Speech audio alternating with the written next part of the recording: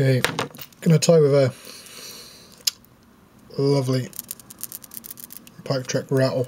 This is really an easy fly to do and it will catch your fish. Okay, so layer a thread base down. On top of that, I'm just going to put some glue down just to hold and secure that mono thread like that. Okay, take a clump of pike track solitaire spectrum and measure it up against the hook, so I'm going to go down to about there. That'll do fine. You can have whatever length you like, really. Okay, now place that on.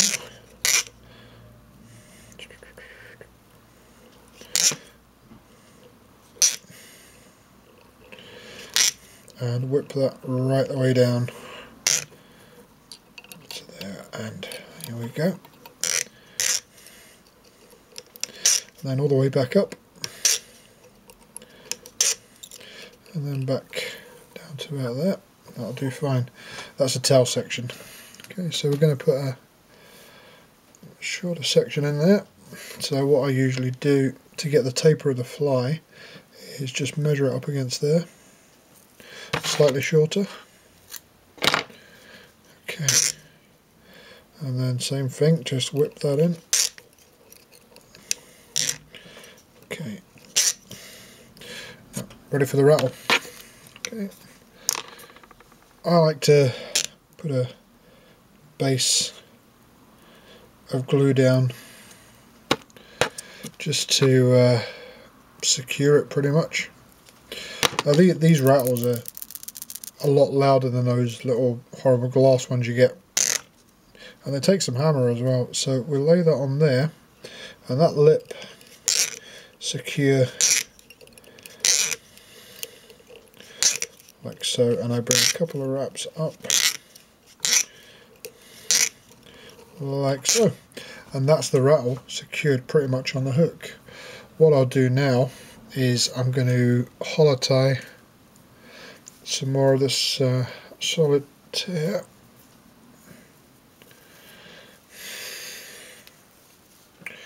Right, so I'm going to get a big hank like that. Let's get a few more bits. Okay. Okay. That'll do fine. And again, slightly shorter. Cut it. I'm now going to split that into two. Okay. And that's laid down there ready. Now what I like to do now is I get some varnish and just over the top of that rattle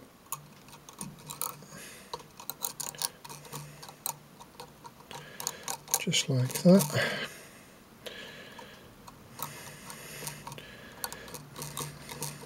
Okay, just to protect the thread a bit. Okay, now I'll hanker this, so just place it down there facing forward because you're going to do this hollow tie style. So one wrap there. Okay.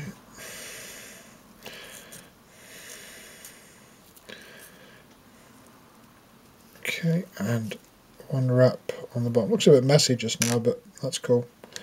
Right, and a couple of wraps and position it. Okay. Okay, now bring your thread forward a little bit. Okay. Now what you want to do is just push this back, pen top. Don't need fancy tools for this.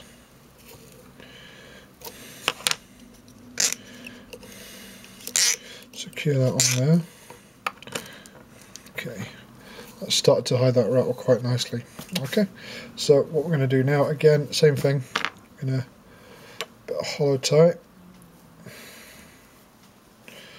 So thicker material this time, but quite a lot shorter than the last pieces. Cut.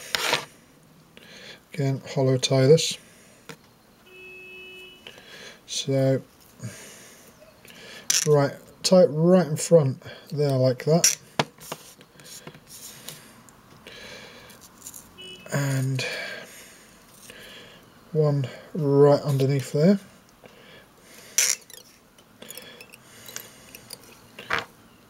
Okay, push back.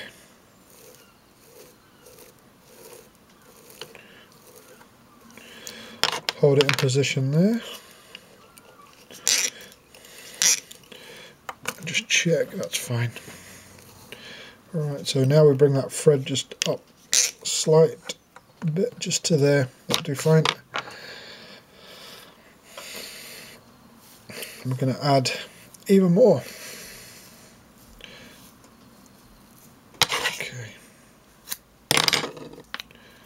This time what I'm going to do is just put it down like that and ease that bit round on my fingers so it goes right round the hook, and just tie down like so. What I like to do now is put some varnish in there. Just drop it in there like that, secure it all down. Okay. And just push it back. That's it.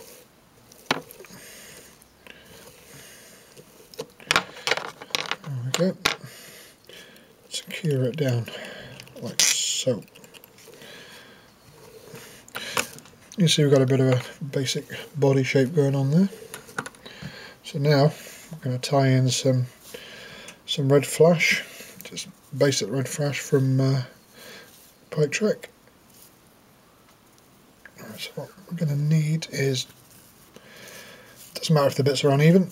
Okay, so we're going to cut a piece there, one piece, lay that forward like so. Again, doesn't need to be exactly the same lengths. Okay.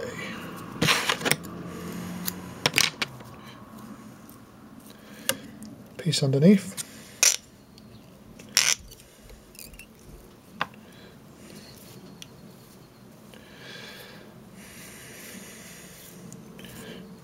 Find a good, there we go, that's the bit.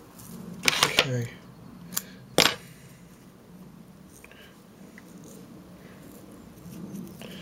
Piece on the side, 1-2 wraps round.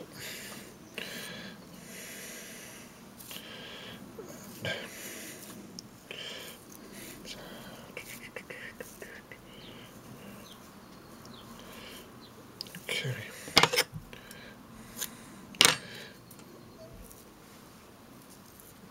And a piece on the other side, like so. Okay. Then again, some varnish in there to secure it. Like so. Red and white's a great pattern. Catch fish anywhere. A red head, white body. So you can imagine by doing a sparkly one, it's just pretty good. Adding a rattle to it. Feeding frenzy. Okay, so now we're just going to push that all back. Like so.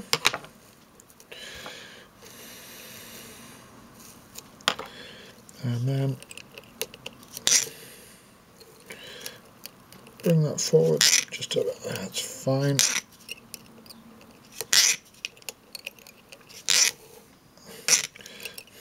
Just form a head on there, or a nose I should say.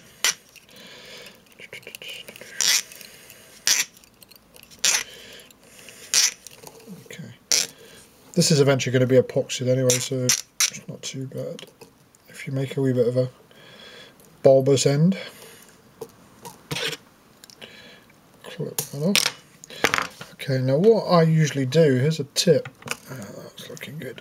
Okay, well this stuff is, I just add a lighter to it before you put the varnish on, so it will just go whoosh. Okay, So now I'm going to seal that head just with a dab, like so. Okay.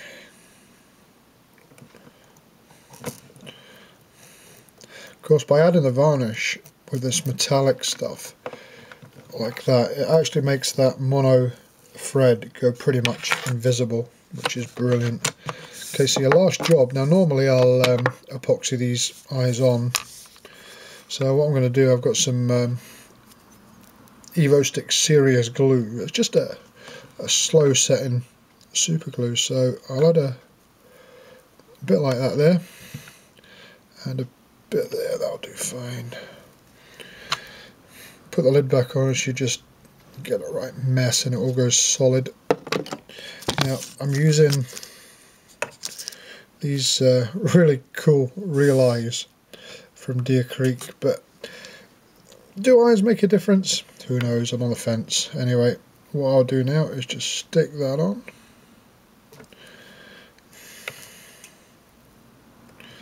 Stick that on.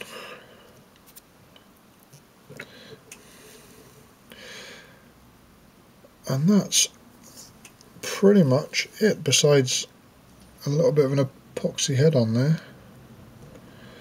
Once that's dried, with a slow glue, what I usually do is I'll stick it up on a rotary dryer, and every now and again I'll just come along and, you know, after a few minutes that gets really tacky, and you can set it in there really good. There's a couple odd strands flashed there that will just cut off.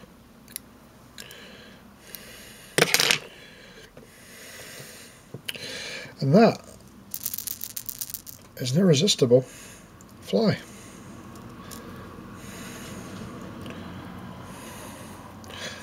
Just glue it if you want. You don't have to put an epoxy head on it. I like putting heads on them because I think it adds a little bit of weight to them and the head, which helps with the movement in the water. But if you fish in shallow water, want a slow sinking fly, just glue the eyes on. Job's a good one.